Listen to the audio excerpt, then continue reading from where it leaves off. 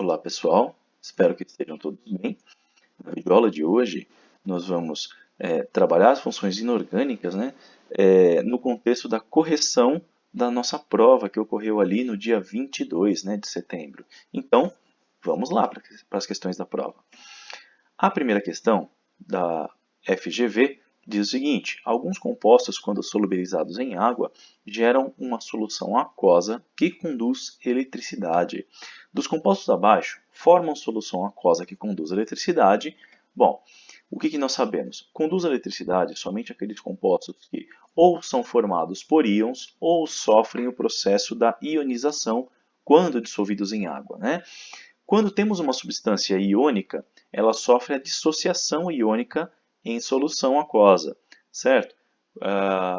Em compensação, alguns ácidos, né, os ácidos, eles por sua vez, eles são moléculas, portanto não são formados por íons. No entanto, quando dissolvidos em água, sofrem o processo da ionização. Então, em ambos os casos, nós temos aí a produção de íons em solução e, portanto, formam soluções condutoras. Quem são esses? Podemos perceber aqui, ó, que a primeira substância ela é formada por um metal e não metais, ou seja, esse é o sulfato de sódio, que é uma substância iônica e, portanto, sim, essa dissolvida em água conduz eletricidade, certo? Já é formada por íons. A substância 2, oxigênio, um ametal, ele não sofre dissociação iônica, portanto, não conduz eletricidade dissolvida em solução. O mesmo acontece para a sacarose na substância 3. Sacarose é o nosso açúcar que usamos em casa. Não sofre ionização nem dissociação iônica, portanto, não forma solução condutora. No entanto, o nitrato de potássio, a substância 4, é formada por íons, uma vez que temos o metal potássio, e os não metais que formam o nitrato, ou seja, sofre dissociação iônica em solução, formando solução condutora, o mesmo com o cloreto de sódio, que é o sal de cozinha. Então aqui nós temos nessa questão somente substâncias iônicas, dentre as quais conduzem eletricidade, e todas elas são sais. Beleza? Conduzem eletricidade somente em solução aquosa. Beleza? Então, tá aí. Essas são as substâncias que formam soluções condutoras. Próxima questão, uma questão do vestibular do Mackenzie, questão adaptada, diz o seguinte: a equação da figura representa uma reação. Olha lá, que tipo de reação nós podemos interpretar? Observando aqui, nós temos um ácido interagindo com água, formando 3 íons hidrônio e os íons fosfato, né, no caso, devido ao ácido fosfórico aqui, formando o íon fosfato, e, portanto, nós temos a dissociação total ali, perdão, a ionização total desse ácido, né? Ou seja, a separação dos 3 hidrogênios ácidos, que são esses 3 aqui, da molécula de ácido fosfórico, pela união com as 3 moléculas de água, certo? Então, a ionização aqui é total. Vamos ver. Dentre as afirmativas, nós temos que essa é uma reação de dissociação iônica? Não, uma vez que o ácido não é formado por íons. Ele é uma molécula, certo? Que tem um diácido como reagente? Na verdade, não. O reagente aqui é um triácido, uma vez que ele tem 3 hidrogênios ionizáveis, certo? De ionização total formando o cátion hidrônio? Sim, perfeito. É o cátion hidrônio formado e a reação é de ionização total, ou seja, a liberação dos 3 hidrogênios ácidos na molécula. De ionização produzindo o ânion fosfeto? Não, esse é o ânion produzido. Esse ânion produzido é o ânion fosfato. Tá? É o PO4 com carga 3-. E que na ionização total produz um ânion monovalente? Não, o ânion produzido, que é o fosfato, é trivalente. Ele tem carga tripla, né? 3-. Beleza? Então a alternativa certa é a alternativa C. Vamos lá. Próxima questão diz o seguinte: associe corretamente os compostos abaixo com suas respectivas funções inorgânicas. O que nós sabemos? O HBr é o brometo de hidrogênio ou ácido bromídrico. Ele, iniciando com o hidrogênio na fórmula, fica muito fácil identificar que é um ácido. Legal? A próxima substância é o hidróxido de potássio, KOH. Pelo fato de terminar com uma hidroxila, o OH, a substância é notoriamente uma base. Legal? Terceira substância, não inicia com hidrogênio, não finaliza com a hidroxila, é um composto binário com oxigênio sendo o elemento mais eletronegativo. Ou seja, nós temos aqui um óxido. Beleza? A quarta substância é o fluoreto de sódio, que não é ácido, não é base e não é óxido. Só pode ser, portanto, um sal. Ok, gente? É exatamente. O sal ele é perceptível quando ele não é nenhuma das três funções, três das outras funções. Ok, gente? Facinho, né? Próxima questão, uma questão do Enem que diz: o mármore, uma rocha metamórfica composta principalmente de carbonato de cálcio, tá lá, é o nosso famoso CaCO3, é muito utilizada como material de construção e também na produção de esculturas. Entretanto, se peças de mármore são expostas a ambientes externos, particularmente em grandes cidades e zonas industriais, elas sofrem ao longo do tempo um processo de desgaste, caracterizado pela perda de massa da peça. Esse processo de deterioração ocorre em função da... Nós já vimos esse processo, né? Em função da oxidação do mármore superficial pelo oxigênio? Não. Na realidade, ocorre a corrosão do mármore, né? Do carbonato de cálcio.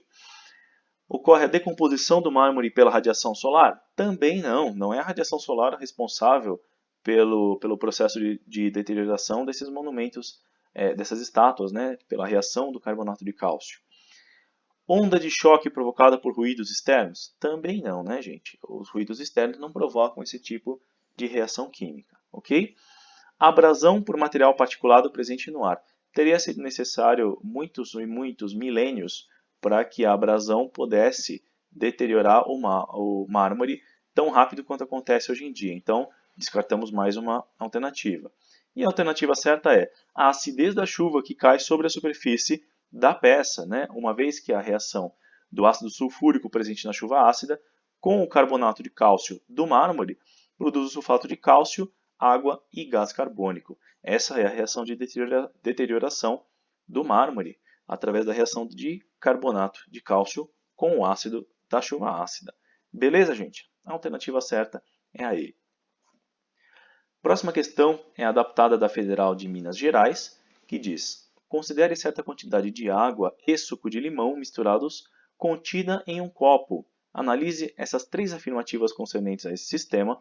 A partir dessa análise, é correto afirmar que, bom, o sistema é ácido. Sim, de fato, o suco de limão, devido à presença do ácido cítrico, é ácido. Então, misturado com água, continua sendo ácido. O pH do sistema é maior que 7. Na realidade, não. Nós sabemos que um pH ácido é sempre abaixo de 7. Ok? Acima de 7 é um pH alcalino ou básico.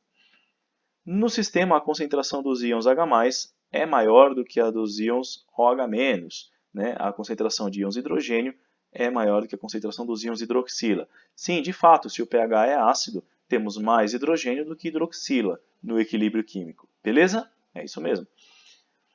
Então, as únicas afirmativas certas são a primeira e a terceira. Ok? Próxima questão, não sei de onde é esse vestibular, mas é uma questão adaptada de vestibular que diz o seguinte: os ácidos são substâncias que, segundo Arrhenius, liberam o íon H+, ou o hidrônio, né, H3O+, em meio aquoso. Porém, essa definição pode ser simplificada em nosso cotidiano em virtude de algumas características marcantes dessas substâncias, como seu sabor azedo ou a capacidade de reagir com o mármore. Os ácidos inorgânicos são geralmente mais fortes que os ácidos orgânicos e possuem inúmeras aplicações, como a participação na geração de corrente elétrica para os automóveis e a atuação da conservação dos alimentos, que são aplicações, respectivamente, do ácido sulfúrico e fosfórico. A respeito dos ácidos inorgânicos, assinale a opção correta. Então tá lá, nós estamos falando do ácido sulfúrico e do fosfórico. Os dois ácidos citados no enunciado, que são o ácido sulfúrico e o fosfórico, possuem fórmulas químicas H2SO4, que é o ácido sulfúrico, e H3PO3, para o ácido fosfórico, sendo ambos classificados como diácidos? Não. O ácido H3PO3 é um triácido, e essa molécula aqui, o H3PO3, é do ácido fosforoso e não do ácido fosfórico, certo? Então, essa afirmativa está errada, ok? Bom, próxima, a alternativa que diz soluções aquosas de mesma concentração dos dois ácidos citados no texto, no enunciado, devem apresentar a mesma capacidade de condução da corrente elétrica. O que nós sabemos sobre isso? O ácido mais forte sofre maior coeficiente de ionização e, portanto, conduz melhor corrente elétrica. Dentre os dois ácidos, o ácido sulfúrico é mais forte que o ácido fosfórico. Então, soluções de mesma concentração dos dois não conduzem eletricidade da mesma forma. A solução de ácido sulfúrico é melhor condutora. Beleza, gente? Próxima, os sais formados a partir de reações de neutralização total de cada um dos ácidos citados no enunciado com hidróxido de bário têm as fórmulas químicas sulfato de bário para a reação com o ácido sulfúrico e fosfato de bário para a reação com o ácido fosfórico, sendo ambos insolúveis em água. Vamos lá. A reação de ambos os ácidos com o hidróxido de bário produz, portanto, respectivamente, sulfato de bário e fosfato de bário, certo? Sendo ambos sais insolúveis. Verdade. Ok, gente? Está aí as duas reações de formação desses sais insolúveis a partir de bário. Ok? Próxima alternativa, ela está errada por quê? A partir do ácido fosfórico é possível, com reações de desidratação, formar outros dois ácidos com as fórmulas químicas HPO3 e H4P2O7, cujos nomes sistemáticos são respectivamente ácido hipofosforoso e ácido fosforoso. Na realidade, não. Nós temos que o ácido hipofosforoso tem uma fórmula H3PO2, enquanto que o ácido H4P2O7 não é o fosforoso, é o ácido pirofosfórico. Legal, gente? Então essa afirmativa está errada e vamos para a próxima. Por que essa também está errada? O ácido sulfúrico pode ser encontrado em algumas precipitações de chuvas ácidas, mas pouco influencia na agricultura e na deterioração das construções civis.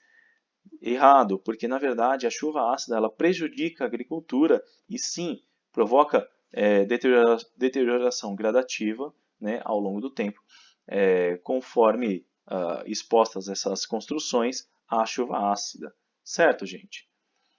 Próxima questão, adaptada também de vestibular, que diz: o governo brasileiro tem incentivado o uso de combustíveis menos poluentes, como o diesel adicionado de biodiesel em 5%, denominado B5, que, por causa de sua fonte diferenciada em relação ao diesel tradicional, não tem enxofre, e também o uso do diesel com menor teor de enxofre, denominado S50, que tem teor máximo desse elemento de 50 mg por quilo do combustível.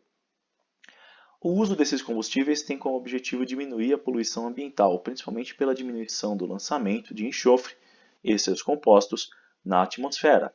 Assinale a alternativa incorreta em relação a esta questão ambiental. Então, nós queremos a alternativa errada, ok?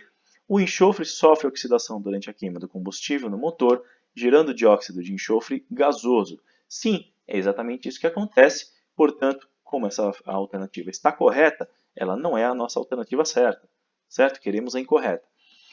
Os óxidos de enxofre formados durante a queima do combustível, por se tratarem de óxidos básicos, podem se combinar com o vapor de água na atmosfera, formando bases fracas responsáveis pela acidez da chuva.